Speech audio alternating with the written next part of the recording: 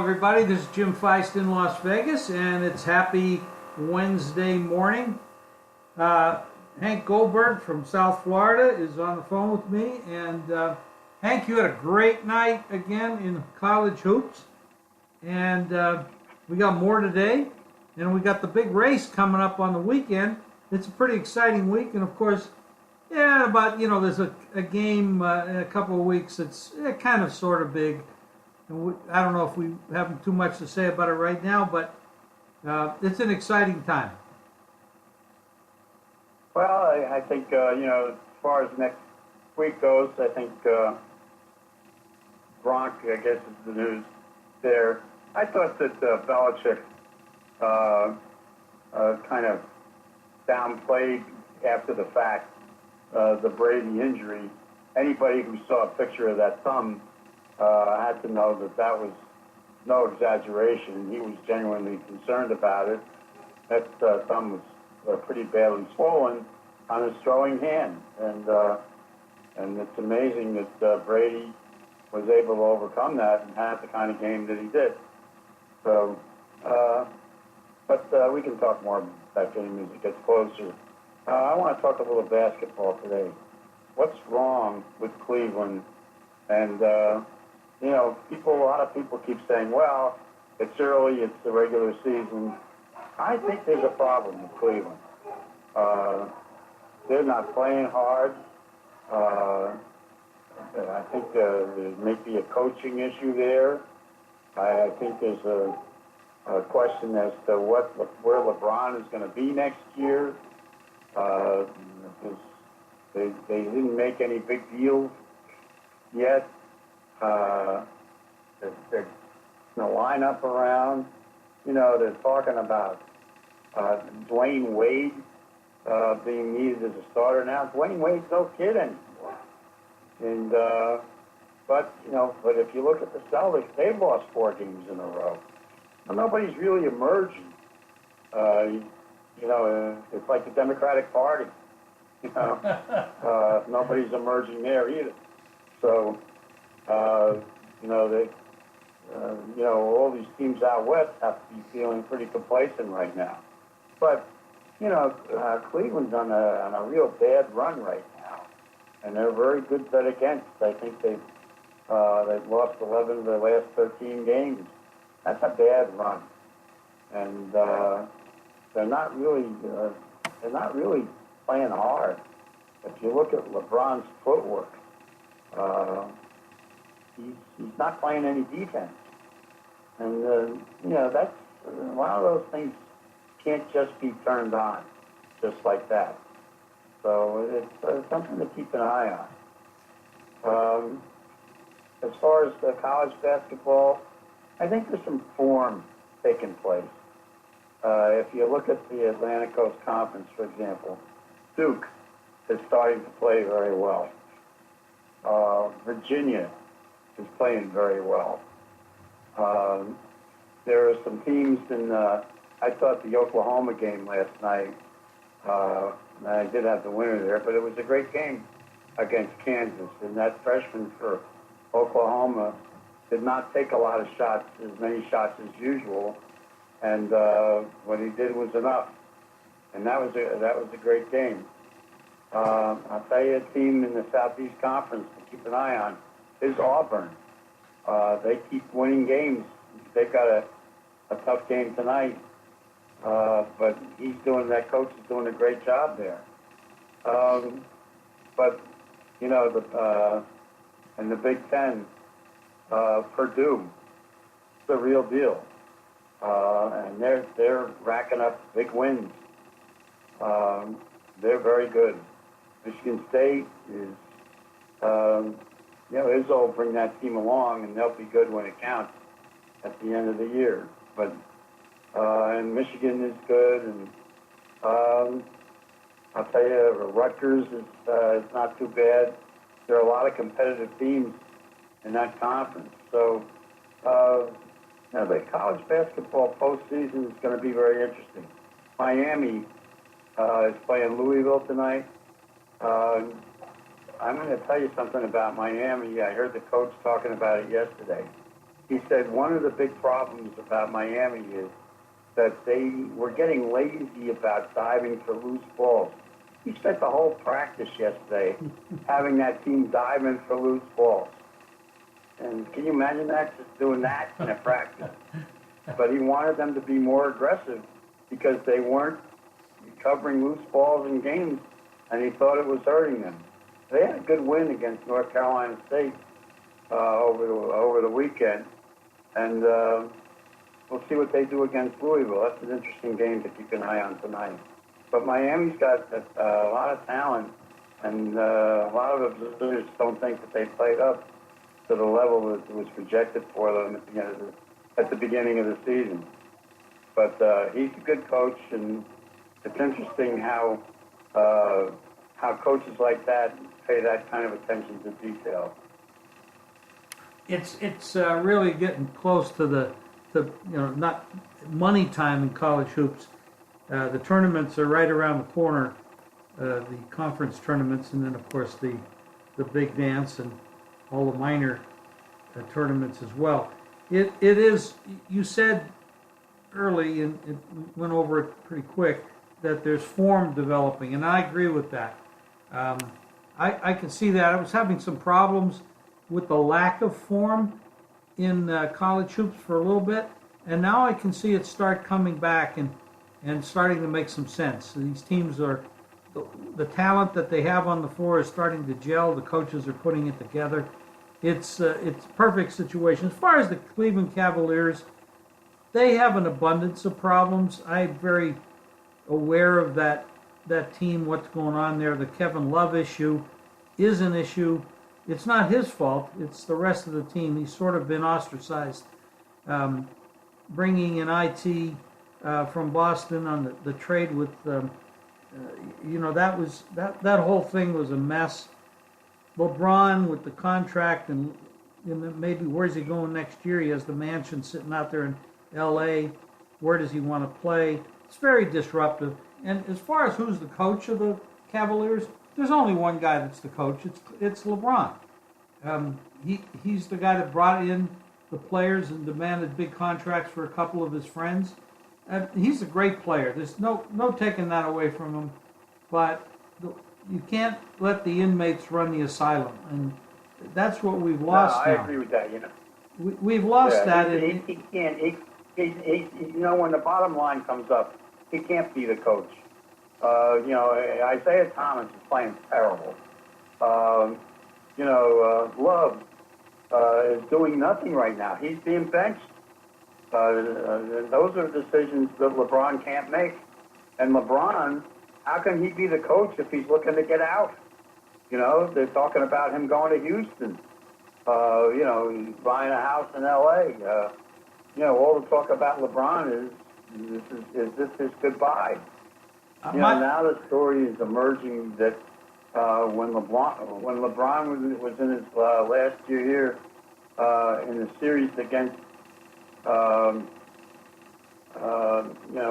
his last playoff series, that he kind of jaked it on defense because he knew he was leaving.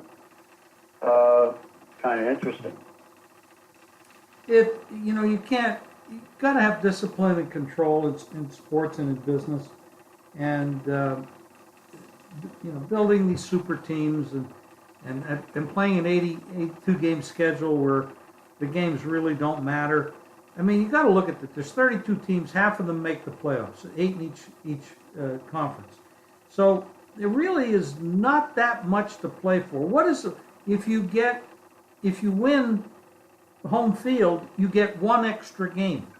It doesn't motivate these players to do that, to tire themselves out, to put out 100%. The season is too long. It's too long. There's no meaning. Now, if you want the season to be 81 games, cut the number of teams in the playoffs in half. Then you'll see teams start to play. But right now, they know they can coast all year long. They can keep the minutes down on certain players because that's a smart thing to do, one of the rules. And then when it cuts to the playoff time, they try to turn that switch, flip that switch, and play well. That's like you said. I'm not sure they can do that either, but that's what they're attempting to do. And as far as LeBron and IT and Love, that whole organization is a mess. Lou doesn't have control. The ownership has been a mess for years. I don't know what it is about the city of Cleveland, but somehow it just doesn't work out. It is a mess, and I think LeBron's going to somewhere out in L.A. He has a home there already. He wants to get into the entertainment business, the acting, maybe putting movie packages together. Financing situations. But he already owns a home out there. He's bought one last year or the year before. Yeah.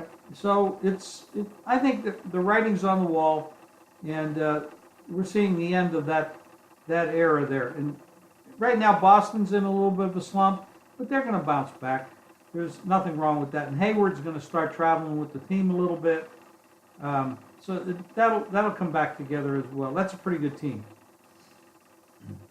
Toronto's a pretty good team. They've had injuries right now, but when they're healthy, they're tough. I'll tell you something about LeBron. I don't think he wants to the Lakers. Although I don't know what his relationship is with Magic, but I think Houston has a good chance of getting him because he can go there where they have already.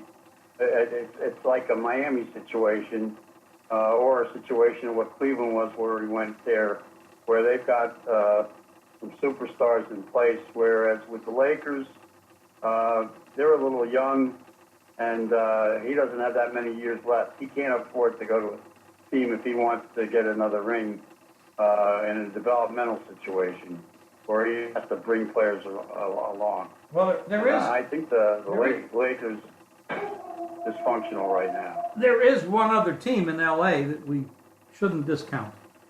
There is one other team there, and the Clippers are a possibility.